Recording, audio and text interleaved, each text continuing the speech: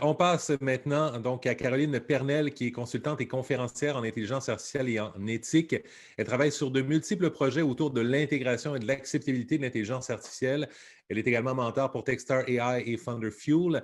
Elle a œuvré au sein ou auprès de Dassault, d'Ivado, de Montréal International, de La Rochelle Groupe Conseil, pour ne nommer que ceux-ci parmi les grandes sociétés aéronautiques, les leaders de l'industrie et les gouvernements auprès de qui elle a travaillé. Elle est aujourd'hui stratège en intelligence artificielle pour CAE, où elle travaille à la fois sur les thèmes de l'aviation civile, mais également en lien avec des questions rattachées au développement de projets en intelligence artificielle liés au domaine de la santé. Et fait intéressant, elle a été nominée en 2018 et en 2019 dans le top 30 des Influential Women Advancing AI à Montréal par l'organisation Rework. Alors, Caroline Pernel, je vous cède la parole. Parfait. Oui, l'idée, c'est de voir comment est-ce que la 5G peut permettre justement à l'intelligence artificielle d'avoir des applications qui sont bien plus évoluées que celles qu'on a aujourd'hui.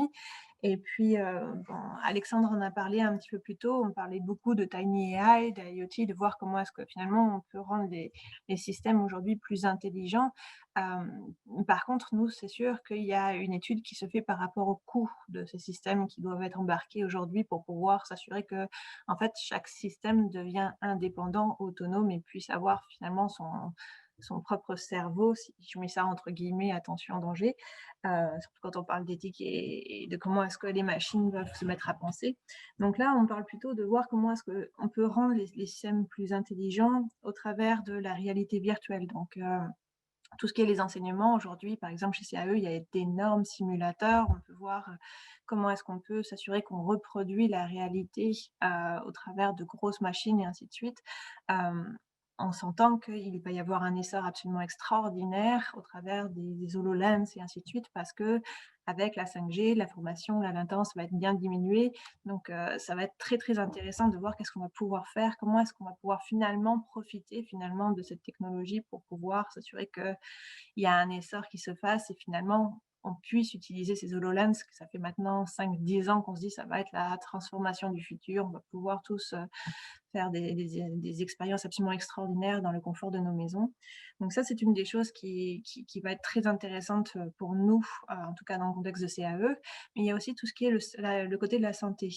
Donc très peu de personnes en fait le savent, mais CAE, il y a énormément de simulateurs, que ce soit des corps humains, mais aussi des enfants, des femmes enceintes, ainsi de suite, qui sont en fait du matériel d'exercice pour entraîner les docteurs, les infirmières et ainsi de suite.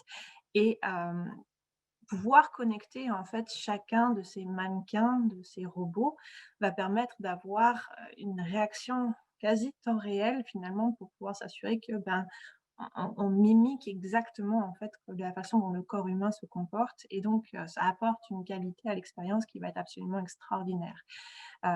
Avoir une connexion entre les objets aussi. Donc là, je parlais des humains.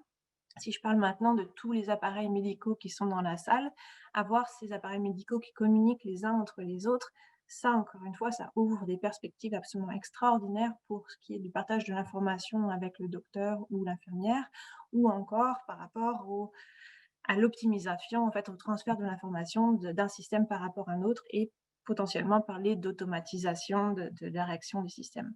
Donc, on a bien hâte de voir comment est-ce que ça va pouvoir évoluer. Mais aujourd'hui, en tant que tel, on est surtout à comprendre en fait quel est l'impact d'un point de vue coût et revenu, pour savoir, pour bien comprendre et maîtriser en fait l'inclusion de cette technologie-là. Caroline Pernel, merci beaucoup pour cette introduction.